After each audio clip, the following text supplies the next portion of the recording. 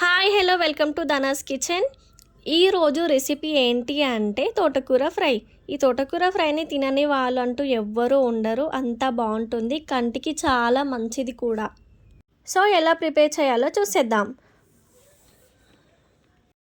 ఒక బాండీలోకి 2 కప్పుల ఆయిల్ని తీసుకోవాలి. ఆయిల్ హీట్ ఎక్కిన తర్వాత కట్ చేసి పెట్టుకున్న 4 పెద్ద సైజు ఉల్లిపాయలను వేసుకోవాలి. అలాగే ఒక 7-8 పచ్చిమిర్చి వేసుకోవాలి. కారం కంటే మనం పచ్చిమిర్చిని ఎక్కువగా వేసుకోవాలి. ఇలా ఒకసారి కలిపిన తర్వాత ఒక 5 నిమిషాలు వేగనివ్వండి.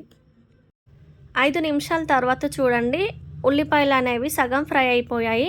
తర్వాత కొంచెం కరివేపాకు వేసుకోవాలి. అలాగే 1 టేబుల్ స్పూన్ పసుపు వేసుకోవాలి. ఒకసారి ఇలా అంతా బాగా కలిసేటట్టు కలుపుకోవాలి. తర్వాత 1 టేబుల్ స్పూన్ అల్లం పేస్ట్ వేసి కలుపుకోవాలి. ఇలా కలిపిన తర్వాత మనం కడిగి పెట్టుకున్న తోటకూరని ఇందులో వేసుకోవాలి. బాగా కడిగి తీసుకోవాలి, ఎందుకంటే ఆకుకూరలో మట్టి ఉంటుంది కాబట్టి బాగా కడిగి వేసుకోవాలి. సో ఇలా వేసుకున్న తర్వాత బాగా కలుపుకోవాలి. ఇలా అంతా ఒకసారి కలిపిన తర్వాత కట్ చేసి పెట్టిన ఒక 2 టమాటాలు ఇందులో వేసుకోవాలి. మీకు ఇష్టం ఉంటేనే టమాటాను వేసుకోండి, లేకపోతే లేదు. నేనైతే వేస్తున్నాను. వేసినా పర్లేదు, వేయకున్నా పర్లేదు. ఇలా వేసాక ఒక 5 నిమిషాలు మగ్గనివ్వండి. తర్వాత చూడండి ఎంత దగ్గరికి అయిపోయిందో కర్రీ అనేది.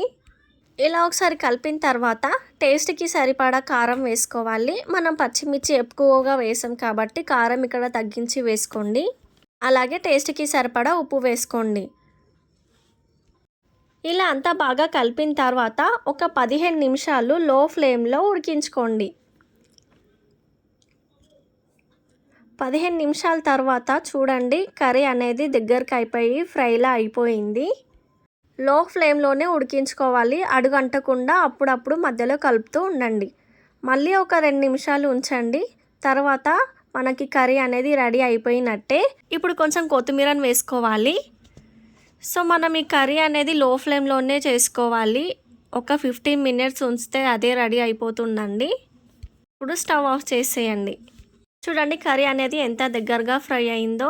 ఒక్క చుక్క కూడా మనం వాటర్ని వేయకుండా ఖాళీ ఉల్లిపాయ టమాటాలతోనే మనం లో ఫ్లేమ్లో పెట్టి ఫ్రై చేసుకున్న తోటకూర ఫ్రై అండి ఇది. ఇంతేనండి, సింపుల్. నా వీడియో కనుక మీకు నచ్చినట్టయితే like, share and subscribe. Thank you.